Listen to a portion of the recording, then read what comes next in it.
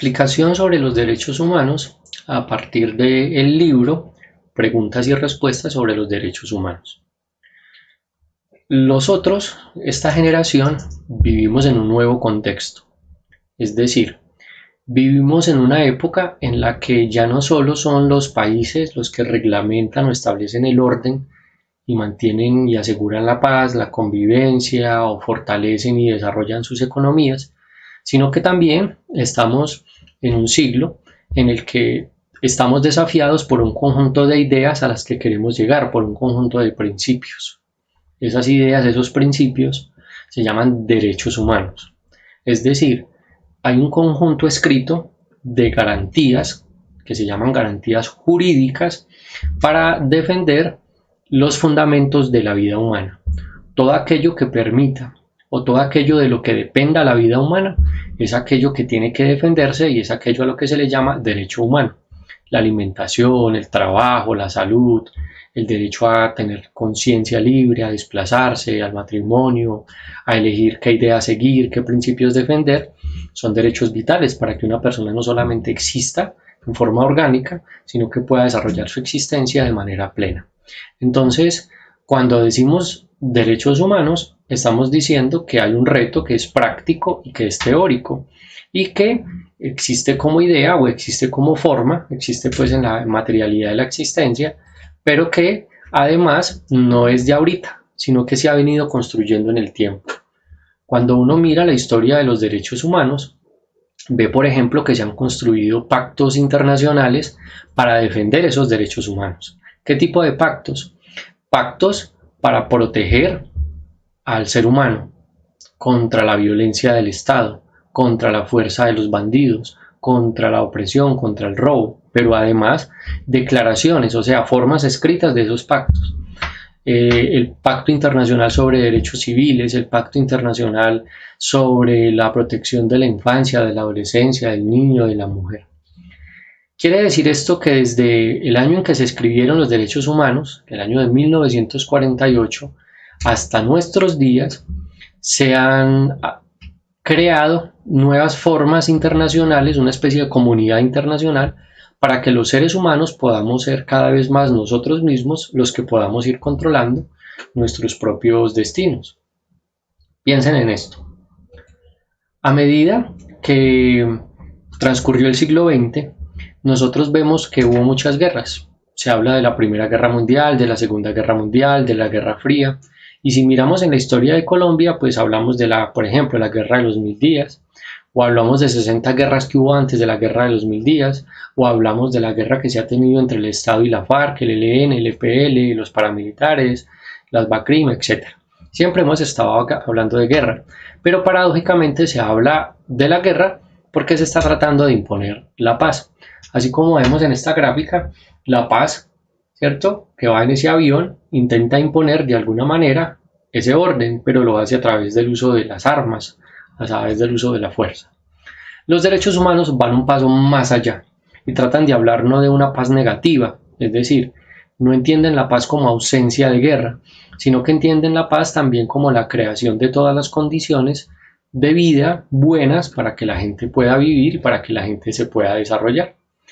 Además de esta intención que tenemos hoy en día de crear una Declaración Universal de Derechos Humanos que se haga carne, que se haga vida, pues nosotros tenemos la necesidad de entender cómo esa declaración se ha ido construyendo a través del tiempo. Entonces, acá hay una primera idea. Siempre que se ha construido una ley, se ha hecho porque se cree que la naturaleza humana tiene una ley, tiene unas reglas que la hacen funcionar. Es decir, nosotros escogemos siempre lo bueno, lo que es justo, lo que es verdadero, lo que es correcto, no solo porque alguien nos diga, por ejemplo, los mandamientos de una religión, o por ejemplo los papás que lo orientan a uno acerca de cómo vivir, sino que uno escoge lo que es bueno, lo que es verdadero, lo que es justo, porque se suele decir que hay dentro de nosotros como unas reglas ya escritas que nos hacen preferir eso, que nos hacen, por ejemplo, preferir la libertad y evitar la esclavitud, preferir la riqueza y evitar la pobreza. Así como esta idea, que fue escrita por un señor que se llamó Hugo Grocio en el siglo XVII, Los derechos humanos intentan decir que hay una naturaleza humana, una dignidad humana que tiene que respetarse, que tiene que protegerse, que tiene que cultivarse para que uno pueda vivir la vida de la mejor manera. Entonces, para entender esto, lo que vamos a ver es qué son y qué significan los derechos humanos. Estamos ante derechos conseguidos de una vez por todas. Cuando yo reclamo el derecho a la educación, ya lo consigo, lo logro y lo tengo ahí. O estamos ante prácticas para acceder al derecho humano como un bien. Es decir, el derecho humano es una cosa que tiene que ejercerse día a día, momento a momento, minuto a minuto, y por encima incluso de uno mismo. Cuando uno reclama el derecho a la educación, está diciendo que alguien debe darle eso, pero eso parte primero de que uno tenga la convicción de que uno puede educarse y tiene que educarse, que eso implica que uno tiene que superar la pereza, que uno tiene que dedicar tiempo, que uno tiene que esforzarse, que uno tiene que entender que la educación es un proceso que desequilibra, que no es un proceso cómodo, es decir, la educación es un proceso doloroso, porque lo desacomoda a uno, porque lo obliga a insistir, persistir, nunca desistir, lo obliga a leer, a escribir, a estudiar, a memorizar, pero el primer implicado en ese ejercicio es uno mismo como ser humano. De tal manera que el derecho humano no es solamente algo que viene de afuera hacia mí, que me está diciendo, esta es la educación, tenga, yo se la doy, sino que el derecho humano también parte por decir, yo tengo que esforzarme por educarme y por llegar a tener, ¿cierto?, un conocimiento específico que necesito. Entonces, en esta materia, en los derechos humanos, como cualquier otra, es muy importante saber distinguir entre lo que el fenómeno que estudiamos es y lo que el fenómeno que estudiamos significa. Es decir, los derechos humanos son algo, pero también significan algo. ¿Qué quiere decir esto? Hay que saber qué son los derechos humanos, pero eso también implica que nosotros sepamos por qué existen los derechos humanos y para qué existen, es decir, lo que los derechos significan. En otros términos, el plano de la realidad de lo que convencionalmente nosotros llamamos derechos humanos, eso es algo que tenemos que saber, pero también el plano, es decir, las ideas que justifican las razones de existencia de esos derechos humanos, los fines que se pretenden conseguir con esos derechos humanos, a dónde queremos llegar con ellos. De esta manera, hay como una perspectiva que podríamos decir tradicional, que ha estado siempre ahí. Es una perspectiva hegemónica, donde se confunde la Declaración Universal de los Derechos Humanos, ¿cierto?, con algo que ya está ahí ganado. Como ahí dice que tenemos derecho a X, Y y Z, entonces ya eso está ganado. Pero esa declaración en realidad es un primer principio, es un primer paso.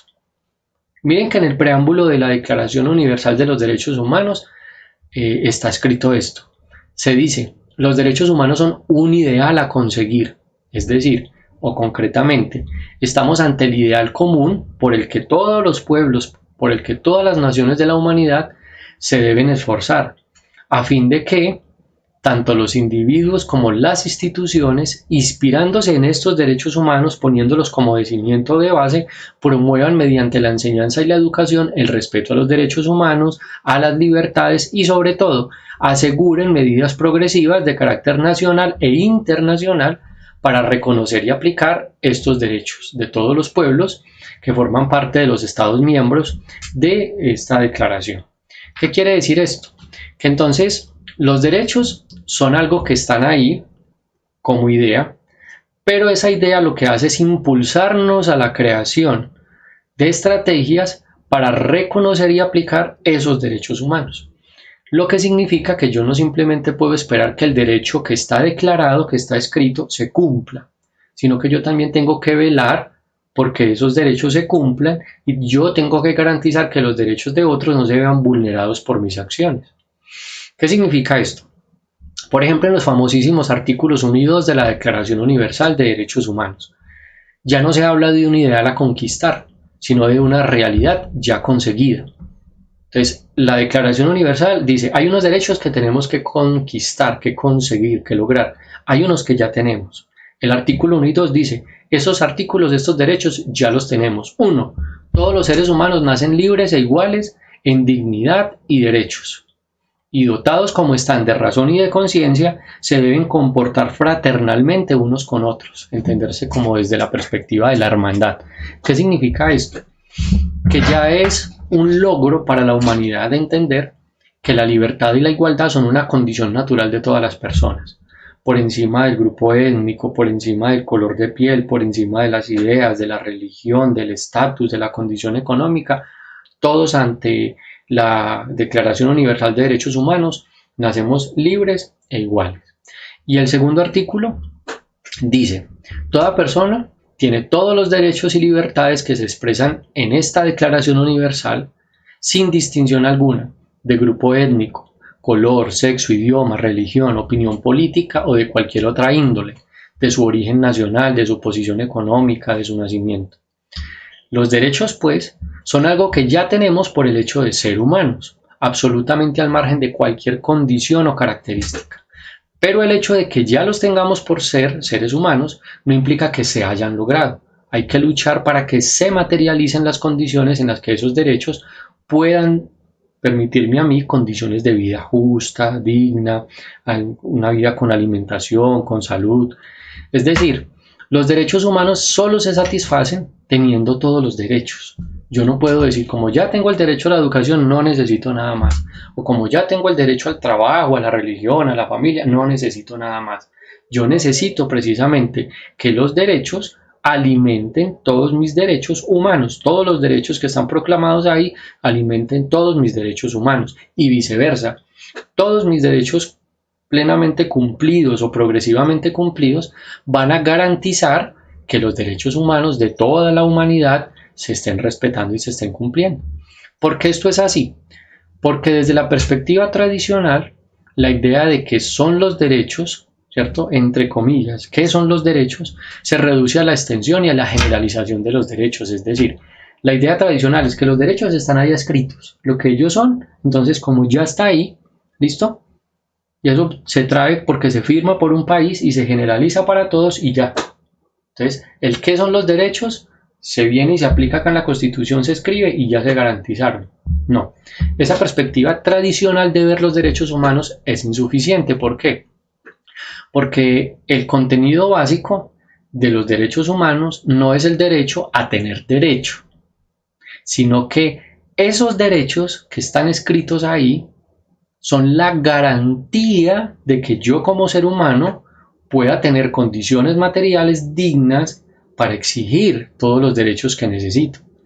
El Estado, por lo tanto, del que nosotros formamos parte, debe actuar, es necesario que actúe bajo esa lógica de garantizar los derechos. No nos hace un favor cuando el Estado nos respeta un derecho o propone o crea los medios para que nosotros tengamos acceso a algo, sino que el Estado lo que está haciendo básicamente es actuar bajo la lógica de que se necesita construir todo un conjunto de instituciones que garanticen y que mantengan y que ordenen los derechos humanos como tal.